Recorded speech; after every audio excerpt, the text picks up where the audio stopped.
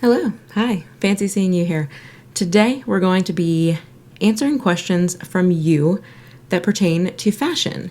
So if you're new here, hi, my name is Rachel. I love making videos about beauty and fashion as my number one hobby, but I'm coming to you today from somewhat of an expertise lens.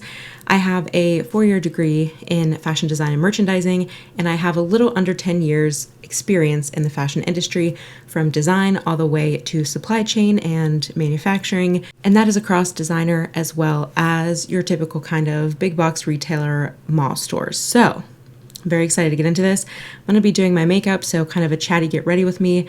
This is going to be long-winded. I have a lot of passion brewing in my soul about these questions. So if you're here for a listicle about fashion things you should do, this is not going to be the video for you, and I'm not mad about it. So if you want to hang out for kind of a chatty discussion, like conversation about fashion, I hope you'll stick around. Let's go ahead and jump in.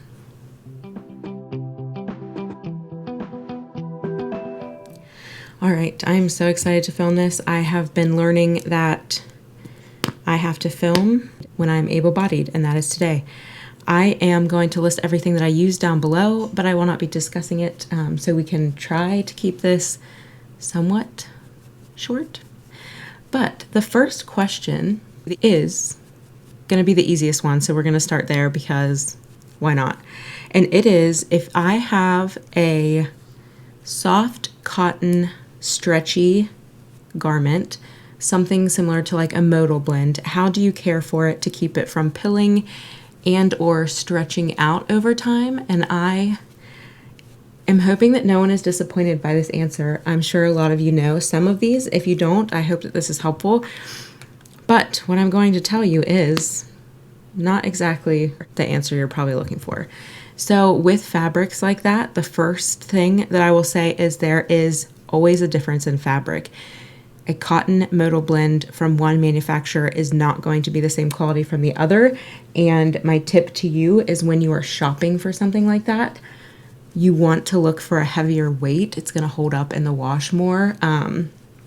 But when it comes to things you can do while you're washing and caring for your clothes in that fabric, and really this is most fabrics across the board, it's always going to be the absolute best to hand wash. Now, who has time for that? Not I.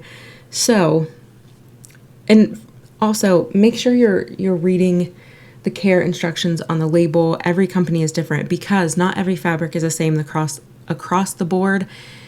There's different finishes they put on them. The dye process makes it different. You know, there's different treatments that it might go through to make the hand feel of the fabric soft. So you really need to pay attention and learn the symbols, because I've noticed not everyone puts the written instructions. A lot of it's just symbols now. So make sure that you're aware of that. There's some really cool printables online that it's a key that you can hang up in your laundry room, and so it's right there all the time.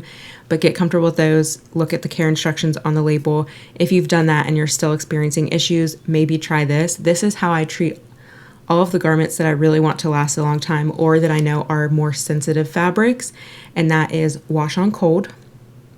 Always. You're using soap, so saying that hot water is going to kill the bacteria is a moot point. You're taking care of that.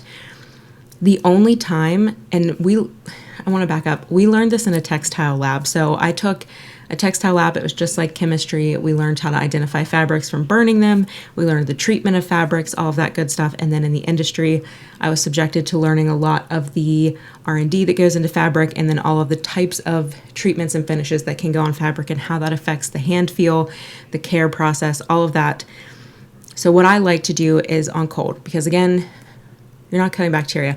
The only time I would recommend using hot is if you're doing a soak with a powder and you have hard water and it's hard for your machine to break that down. You should be using liquid, but I know that some whitening powders, things like that, don't come in liquid form. Even bleach, you should be using cold water for bleach. I don't know that a lot of people understand that, but cold water, delicate cycle, and then you want to line dry, because drying is where the most damage happens to your clothes, because you're heating the fibers up. You can do kind of tumble low dry, but you're still doing heat. That's almost like saying the Dyson Airwrap doesn't cause any heat damage when there's still heat attached to it. It just might not be as strong as a normal hair dryer. Same with the kind of low tumble dry and the regular dry. Also, my last tip is do not use fabric softener. I don't know when in history we decided that everything needs fabric softener, but how it makes your fabric soft is it's coating the fibers. That's going to build up over time. It's going to, I'm finding my words, impact the integrity of the fiber. Some fibers don't want to be coated like that. It can make them brittle, more prone to breakage, etc. So do not use fabric softener. If you want a boost of scent, maybe use a scent booster, but same goes there. I am 99% sure that that's going to cause buildup on your clothes as well. So wear perfume, I don't know. I hope that was helpful. I know that there's, it'd be nice if there was like a magic answer. Use this beautiful product and your clothes will be forever great. Unfortunately, it's not the case. A lot of it has to do with quality. I am rebuilding my pajama collection now because my Moonlight Dreams, they stretch out, they pill, they're not great quality even for the price. Granted, I did get mine on sale, but I'm rebuilding that and I prefer a Modal cotton blend when I sleep. So I will be doing a video roundup of the ones that I think are worth the money. If you want a quick right off the bat, Banana Republic makes a very heavy weight, but still cool to sleep in. Cotton Modal blend that so far for me has washed excellent as it should for the price, but Banana Republic is on sale quite often. So let's go grab concealer and get into the second question. I will try to be somewhat swift with my answers, but you guys, I could talk about this kind of stuff all day, and I'm hoping that I can help by answering these questions and being kind of like a resource. I don't think I'm like Miss Fashion of the world or like Miss Clothing expert of the world. I still learn new things all the time. So if you have additional tips and tricks to any of these questions, feel free to leave them below so we can all learn from each other. That's my goal here on the YouTubes. But I do want to kind of move through these somewhat quick. The next question is, how do I dress my body when it is changing? So I'm going to assume that this is going up in size or down in size. And I have been there. I think I can approach this from a technical design perspective, which is where you fit the garment and make sure that it's comfortable for the wearers and it's designed properly and manufactured properly, but also from a woman who struggles with hypothyroidism and PCOS. My body has changed over the years, up and down, and we're just now trying to get to the bottom of that, and hopefully on this health journey we'll kind of kick the yo-yoing in the butt. But I recently have lost 70 pounds and I have gained a few back.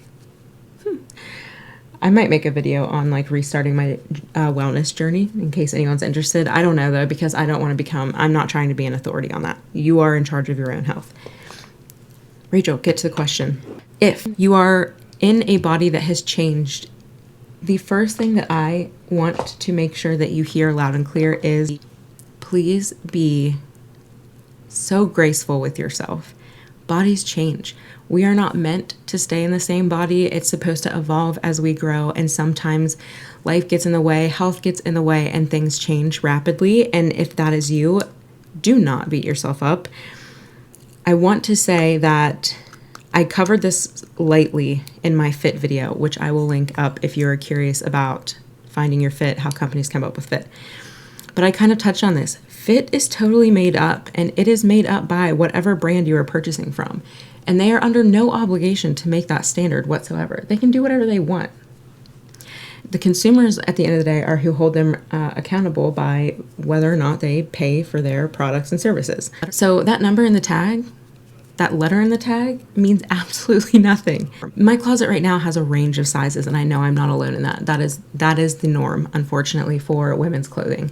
So first of all, don't beat yourself up. Second of all, understand where your body tends to fluctuate the most in size. So I always recommend you getting comfortable with your measurements, and it's not to track them from a you need to be this size perspective. It's purely so that when you shop online or even in store, or when you're trying to find brands that cater to your body type, you know where you fall in that, and you can easily order online and know that you're getting the right size. I mean, things happen, but for the most part, once you have that and you've tracked it for some time, you'll be able to see where you fluctuate, but you probably already know, if you are sitting down thinking through this, where you fluctuate the most. For me, it is my upper arms and my waist. That's where I fluctuate the most. So if I'm looking at purchasing styles that are going to kind of fit through a lot of those fluctuations, it can't be anything that's super tailored in the arm or super tailored at my belly button area, waist. That said, at some point I do graduate to where it just kind of is all over my body, and that's a different story. But if you learn kind of those areas, you can find things in your closet that you really love that will fit you no matter what size you are. So this poncho, for instance, the armholes are like a very large hole in the side of a rectangle poncho. This is gonna fit me no matter what size I am. And I love it. I feel pretty in it no matter what size I am. Also, more flowy styles are going to probably fit you throughout any kind of fit. But those are kind of my biggest tips. And the last one that I will leave with on this particular subject is, I know that it can be expensive to shop for your new size. I am not negating that whatsoever. It was so expensive when I lost 70 pounds. I had to rebuild a majority of my wardrobe, and I had to do that just a couple years prior when I first kind of gained all of that weight during the lowest of my health issues. You need to. I know that some style shows kind of cover this. I wish they would more. There is a large psychological impact to how we feel when we look at ourselves in the mirror. And that is not to say that everyone needs to look the same. We're going to get into that in the next question. That is more to say that when you feel good, there's a lot of pluses that come with that. And it is proven that there is a lot of psychology in dress. I wish I could go back to school and retake the course that I took that was the psychology of dress. It's been a part of the human psyche for a very long time, and it can make you feel incredible. When I'm having a down day, even health-wise, sitting down and doing my makeup and putting together somewhat of an outfit, even if it is my potato hoodie, I find comfort in that, and it makes me feel 10 times better. So make sure that you're at least getting a couple of pieces that you know you can lean on to fluctuate in, or that fits your new body, because your new body deserves just as much love and happiness as your old body or the body that you think that you want. Our bodies are beautiful. They're ever changing. I hope those tips kind of help you navigate like where to potentially purchase things. Jeans, like, that's not one for me. Leggings, yeah.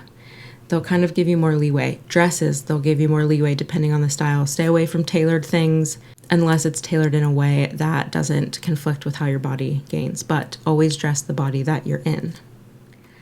Okay, I don't have a strong plan for where I want to go from here, so I want to bust into this oldie but a goodie that I just shattered all over myself, which is the Wet n Wild creme brulee. Moving in to the next question, which is, how do I find my style? And this is the one, hopefully I can go into somewhat of a flow state while applying my eyeshadow, because this is a very loaded question. So I will start with my own journey. When your body changes, you go through kind of an identity crisis, because what fit you and where you kind of like identified your style might not serve you anymore. And that's where I found myself a couple years ago. Also, getting out of college and into the working world, every company that I worked at had a different culture and way that everyone kind of dressed. And dress codes were different. And that kind of played with my psyche around style. And I would scour Pinterest like everyone tells you to. I would do the thing where you saved all the images and tried to find the commonality between them. And you know what? It doesn't work. It didn't work for me. If that works for you, amen. I love it. I also am not, look at that powder. Woo! But look, I love it. That didn't work for me because I don't have a set style, or as the kids like to say now, aesthetic. I don't have that, and I don't want that. because I feel that it limits me. When some days I want to look like a secretary, some days I want to look like I live on a beach in Costa Rica and I have no worries in the world. Some days I want to look like I'm going to a punk show after work.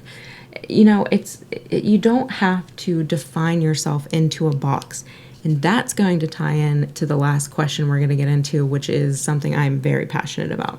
That said, if you are finding yourself kind of wanting to streamline what you own, because there is a lot to be said for doing that, and I understand the need for that. Like, there are steps you can take. There's a ton of like listicle style videos and articles out there, and you can go on Pinterest, find pictures of things that you love, try to tie the commonalities together. You can go to someone who's built a capsule wardrobe and find like the 25 basic chic items that everybody should own. But here's what I would tell you. Your chic basics are not going to be the same as someone else. Everyone says you need a little black dress. If you don't like to wear black, that is not for you. Or, you know, everyone needs a navy blazer. If you don't wear blazers, that's not for you either.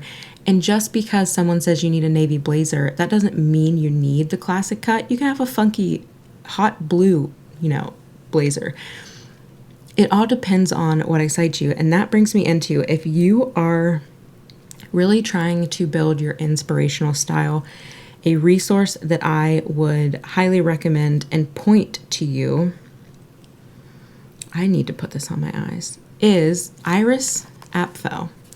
If you do not know who Iris Apfel is, she is my favorite person on the planet Earth, if that is possible, because she is one of those people that just owns the style that she owns. You can't really put her in a box.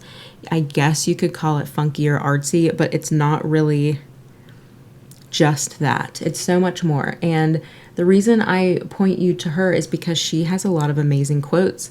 And there is one that sticks out to me that I wrote down to remember to say in this video, which is, being stylish and fashionable are two different things. Fashion you can buy, style is in your DNA. And the worst thing that can happen is you take a risk and you fail and you don't die from that. And I love that. There are days where I know that I just want to feel like 5-year-old me. A perfect example is that Nordstrom sale video I did. Did I think all of those things were going to work together? No, but I risked it. And you know what? I felt really happy with that look. There's nothing wrong with that look. It made me happy. And, you know, she's absolutely right. You can go out and take those listicles and buy all the things they tell you to buy, and you will look like a carbon copy of whoever, you know, touted that style. Or you can take the approach that she does and that I do, and you just kind of let your own inspiration guide you, your own moods guide you. And she has great quotes on that. Inspiration does not have to come from a Pinterest picture of an outfit. It can come from your dog, Frank, could be my inspiration. This plant in that flower pot could be my inspiration. This palette could be my inspiration. A flower could be my inspiration. Or, like I said, I could wake up and feel like I want to feel like a hippie that's going to the original Woodstock. Any of those things are inspiration. You don't have to be in some romantic area that everyone, you know, says is so gorgeous, and the Rocky Mountains and this and that. Take inspiration whenever it hits you. And as you start to kind of tune in to when you have those kind of hits of inspiration, you will notice them more and more. And that's that on that, I think. Yeah, that's all my notes. I hope that that is somewhat helpful. If you want me to continue to build on that idea, let me know. I'd be happy to. I keep forgetting how much fallout sometimes happens with these Anastasia palettes. But you know what? I don't even care because I love this formula. But let's go ahead and get into this last question because I'm going to ramble on this one. I've been wanting to film this video. One, to answer the questions that were in my comments, and open the platform up. If you have any questions, please leave them down below. We can make this a series if it's helpful. If you want me to get deeper into something I discussed here, or it's something completely new, let me know down below. I also have links on every video in my description box that will link you to Google Forms, where I'm collecting any requests that you may have. That's a free form text box, or voting on the videos that I already have prepped.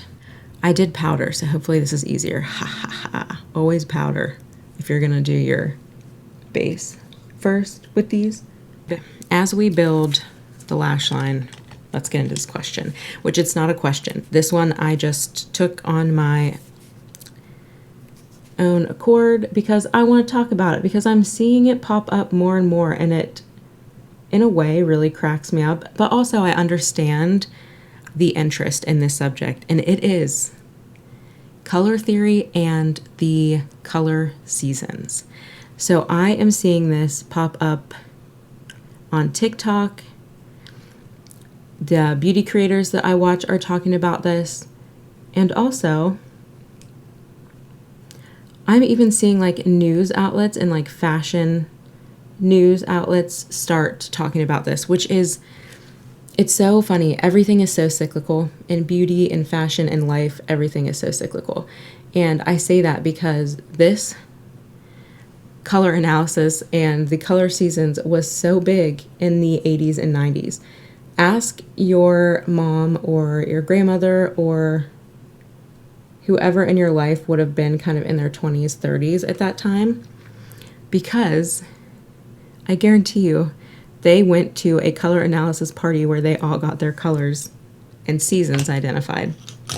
And I only know this because my coworker, who is my very good friend, has had her colors done, and I picked up on it because every day she would wear some variation of this beautiful dusty mauve. And she always looked so stunning in it, like it just suited her. So I asked her if it was intentional. And indeed it was. And it was because she had, trying to keep this from getting muddy, but we might be muddy. It was intentional because she had her colors done the way that I am mentioning. And she just always looked incredible. Shout out Carly. Anyway, after that, I did my own research. This was in, 2014. I went down the rabbit hole, as I do, and it was so interesting to me. And so I brought it up with my mom, and she mentioned that, yeah, she had her colors done back in the day and still had her like little color palettes from it. And we got into a discussion. I started doing research. You can still go to a color analysis professional and get your colors professionally read to you. They go through and they hold up different colored scarves to identify your undertone and the other items that go into establishing what the color season you look best in, or that you fall into.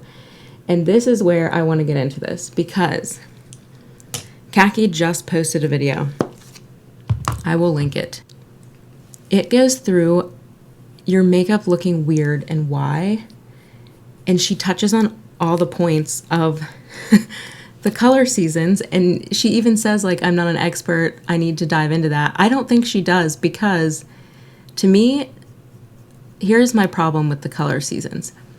It's assuming that everybody falls into one of 8 color seasons, and they should not stray outside of that, much like the body types that I briefly touched on in my fit video. If it were that simple, you know, we'd all be experts. Or we'd all just wear the colors that were good for us if we were worried about that thing. The second thing is, it's assuming that everybody wants to be told an exact color palette of what they should wear, and that's it. Now, if you're someone who doesn't want to put in much effort in learning your own undertones, it is an excellent tool and resource to go to, and it is a good exercise to go through to learn how color theory works. And if you're someone who really wants to wear colors that with very little effort make you look I don't want to say better, but make you the star of your makeup and your clothing rather than the clothes and the makeup wearing you. It's great for that because there is science behind what is pleasing to the eye. That's where color theory started. It is a science. We've mentioned that on my channel before. Color theory is absolutely a science. So if you are interested in that, again, a great exercise for learning, and also if you're someone who just wants to throw on a t-shirt and it makes you look vibrant and healthy, yeah, it's excellent. And you can carry that little palette around that they give you and shop accordingly. That's what my coworker did. She always looked stunning. That said, you are assuming that everyone falls into one of 8 seasons, and that's not the case. And I'm going to use myself as an example here. So when you go through the color seasons, and there are a ton of free tests online, there's also websites I'll link down below where you can find a provider in your area that will do the colors for you. It is somewhat pricey, but if you can get a group of people to go, they usually do a discount for kind of like group classes. So the color seasons go through 3 different points in order to classify you in one of their seasons. So the seasons are the typical seasons: spring, summer, fall, winter, and then they have light and bright?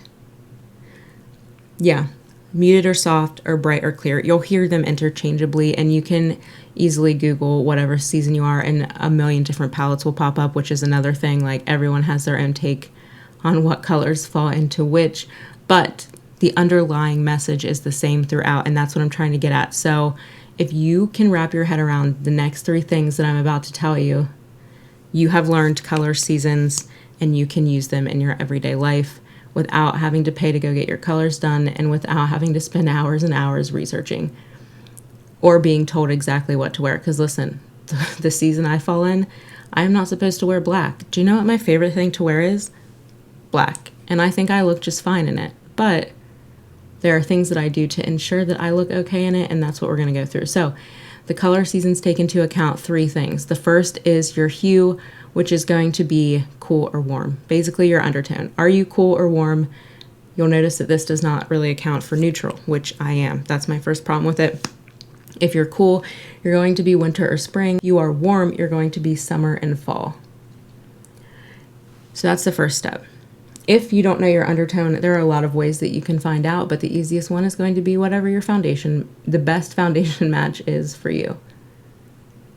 Then the next one that they take into consideration is value. So it's either going to be light, which is going to be more spring and fall, or it's going to be dark, which is winter and spring. And this is, you look at me, I am light. I have light skin, light hair. If I had, a medium complexion and dark hair, then that is going to be dark. Pretty self-explanatory. That one's easy for you to identify as well. The third and final one is going to be your chroma, which is if you are muted or soft, or if you are, what do they call it? Bright and clear. And what that means is the contrast between your features. And when you go to a color analysis person, they're going to be looking at your hair color, your skin color, and your eye color. If you look at all 3 of those things and there is high contrast between those, you are bright or clear. If you look at those things like me, where I have, a light skin tone, my eyes are light, and my hair is kind of a muted blonde, but still would be considered light compared to like a brown or a black hair, that tells you that I am a muted gal. Soft, if you will. So going through all of this, my undertone is neutral, leaning the tiniest bit warm. I have a value of light, and I have a chroma of muted and soft, and that puts me as a soft autumn, and I fully agree with that. If I Google the soft autumn color palette, which I'll pop on the screen, those are the colors that do suit me. However, that's not an exhaustive list of the colors that suit me, but what I can take from the color seasons is that muted or dusty colors suit me. colors that have some warmth to it. I can still wear purple, but it needs to be kind of a warmer purple or a purple with a red, and we talk about that here on my channel. And it needs, like I said, to be muted, because that hue and chroma kind of, or I'm sorry, hue and value kind of fall in the same category for me. It's not going to be super flattering for me, no makeup, just, you know, normal faced, to throw on a t-shirt that is this color, because this is a very bright color and I'm very light. If there was a wash of gray over this, then it would fall more into my category. If there was a little bit more warmth to this, it would fall into my category. But I can still wear this, and one, it's a decision that I want to wear this color, and you're probably going to see this color coming before you see my face. Or I can do certain tricks within my makeup to wear this color that bring my face more to the forefront of what you're seeing when you first see me. And I can wear this color in makeup, but I have to recognize that I'm wearing this color. I'm making the decision that this color is going to wear me a little bit, if that makes sense. But I hope this was helpful. I really wanted to go into sublimate to do like a fall look. We're going to continue to play. But I know I just threw a lot at you. Again, I'll include some links down below. But as you're seeing all of these people kind of jump on this color seasons theory, do not feel like you can now no longer wear a color that's not in your palette, because when I look at people's palettes that they've created for soft autumn, I also can, you know, go into soft summer. Yeah. So summer. I can go into soft summer because I am more neutral than just cool or warm. So I can kind of play around a little bit more in this particular theory. There are a lot of different theories, you know, and it really is up to you on what you find flattering to you, what you like to wear, what your style is, what inspires you. I just blended so much darkness onto my cheeks. And that's different for everybody, you know?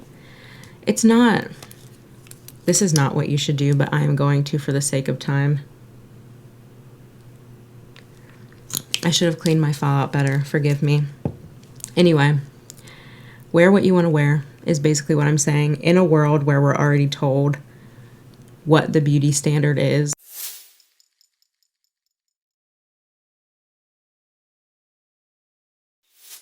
Something like this really bothers me because it's kind of a lazy way to say that you understand color theory.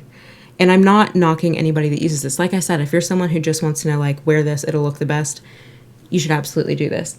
But if you're someone who doesn't want to just fall into one color palette, understanding how to play with contrast in your makeup is going to help what you wear in your clothes. Understanding the undertone of things and how they play off of each other and how they play off of light. And that's why I wanted to get on here and really kind of give my thoughts on that, give kind of a very high level of how this works, but also to say Kackie's video is incredible because she covers that without even trying to. She covers everything that the color seasons hit on, and they're excellent applicable tips to how we do our makeup and when things kind of look a little bit off and what we can do to solve for that. So please go check that video out. Let me know if you have any questions about this. I picked up a lip liner. We're going to see how this goes. This is going to be a look, but I went into this knowing that. And let me know your thoughts on the color theory thing. I have a problem with things like that. And I was really into it, don't get me wrong. And it is still very helpful as a kind of reference. But it's just like the body shape thing. If it were that easy, there would not be billion-dollar industries built on this stuff, you know? There wouldn't be a need for color analysis. There wouldn't be a need for fashion stylists. Like, these are things that I hold very close to my heart, as I've been kind of in this world and in love with these things for so long. And it really bums me out to see people want to take shortcuts because there is so much you can learn about yourself. And you know, we all used to know how to sew. I saw a really good post that was like, I know why they took sewing out of schools, because now we have to rely on capitalism and buying new clothes every year rather than mending and taking care of them. And while I think that gets into a little bit conspiracy territory, which I'm not, listen, I love to question things, but I'm not here for living my life believing every conspiracy theory that someone posts on TikTok. But there's a little bit of truth in that. Like, we took something that is very much a part of everyday life, and not to get on a soapbox and, you know, pretend I'm Miranda Priestley or anything. You're impacted by this whether you think you are or not. And I have that conversation with my husband all the time. Like I said, there's psychology to it, there's science to it, and you wear clothes every day. You know, like, you're touching and interacting with these things every day. And the fact that it has become this, like, thing that is considered fluffy in life or like not necessary is so annoying to me. We're not wrong for loving this. And you know, you're not wrong if you're not interested in it, but you can't pretend that it doesn't touch everybody's life. Massive industry has been built on this for a reason, you know? And I hope this was fun. I could talk about this stuff forever and ever. I hope that maybe you learned something. I don't know how I feel about this look. I'm going to continue to play with this palette because it's so interesting. These colors do play well with each other, but I'm fighting two feelings, right? Like this, I really love this blush and this lip together, and that's fall for sure. And then this eye look could probably benefit from a more nude look or lip. So I'm going to continue to play with this palette. There's so many directions you can go, and I keep ending up with green and pink. So I'll continue to play. But yeah, I hope that this was fun. Let me know if you have any questions. I could talk about this stuff forever. I hope that it wasn't like Debbie Downerish. It's not meant to be. I love the color seasons and color analysis, and it is a great learning tool. But I wanted to give kind of a behind the scenes look at it so that you can kind of cut through the noise, because as I'm seeing these things coming out, I'm thinking that we're going to see a lot of this kind of like become viral and flood our information gateways. So I want you to be prepared for that and not feel like you now have one more thing added to your list that you need to learn. You already have the tools, and I hope that this was a cheat sheet for that. I also hope that the other questions were fun. If you have not checked out Iris Apfel, please go check her out. She turned 100 this year, I think, and the words are so wise. There's a lot of really cool books that have her quotes. I am working through one right now. She is just an absolute joy and pleasure, and I hope that she brings you a semblance of joy. I hope you're having a great day, and I will see you in the next one. Bye.